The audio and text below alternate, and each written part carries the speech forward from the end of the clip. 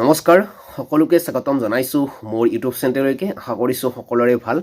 আজি এই ভিডিঅ'ৰ জৰিয়তে NISৰ কেইটামান গুৰুত্বপূৰ্ণ আপডেট দিব বিচাৰিছোঁ।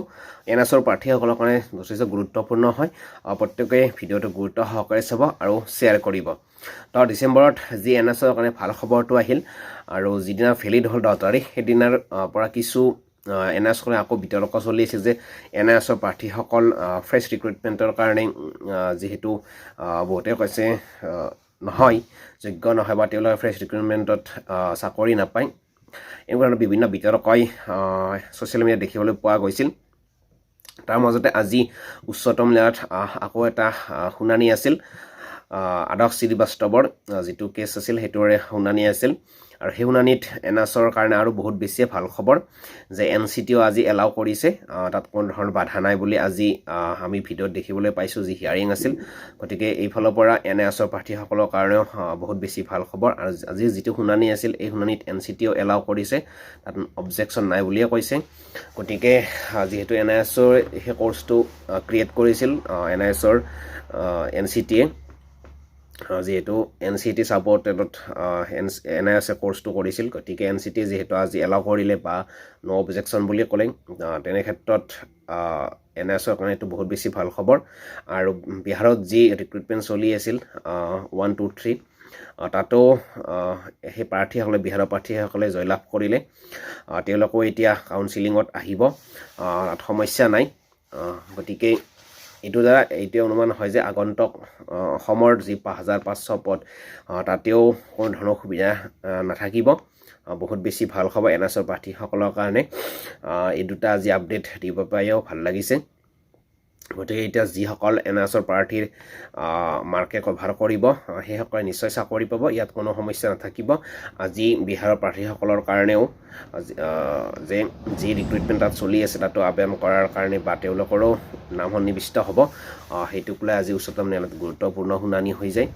গতিকে তাতো তেওঁলোকে জয়লাভ কৰিছে আৰু যি NCTEৰ ফালৰ পৰাও আজি এলাউ কৰিছে, তাত ন' অবজেকশ্যন, কোনো প্ৰব্লেম নাই। গতিকে অসমতো সমস্যা নাথাকিব। অসমৰো NISৰ প্ৰাৰ্থীসকলৰ যিসকলৰ মাৰ্ক ভাল তেওঁলোকে নিশ্চয় চাকৰি পাব।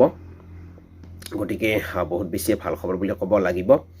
গতিকে এতিয়া কথাটো হ'ল যে NISক লৈ আৰু কোনো বিতৰ্ক নকৰিব, NISক লৈ কোনো সমস্যা নাথাকিব, NISৰ প্ৰাৰ্থীসকলে নিশ্চয় চাকৰি পাব।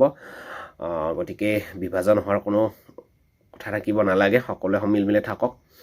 আৰু যি 5,500 পদ তাত যিসকলে পাব, যিসকলে নাপায় তেওঁলোকেও আগন্তুকবোৰত পাব বুলি আশা কৰিব পাৰি।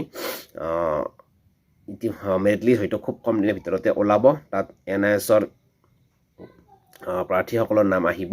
ইতিমধ্যে বিহাৰত জয়লাভ কৰিলে প্ৰাৰ্থীসকলে, গতিকে ক্ষেত্ৰত আৰু কোনো সমস্যা নাথাকিব। বা ভাৰতৰ কেইখনমান ৰাজ্যতো NISক একচেপ্ট কৰিছে বা ফ্ৰেছ ৰিক্ৰুটমেণ্টৰ কাৰণেও তেওঁলোকে নটিচ জাৰি কৰিছে, আবেদন কৰিব পাৰিব বা হয়তো কিছুমানৰ কাৰণে এপইণ্টমেণ্টো পাব। গতিকে অসমতো কোনো ধৰণৰ সমস্যা নাথাকিব। ইতিমধ্যে সকলোৱে জানে যে 10 ডিচেম্বৰত NIS ভেলিড হৈও গৈছে, তেনে ক্ষেত্ৰত কোনো ধৰণৰ সমস্যা নাই।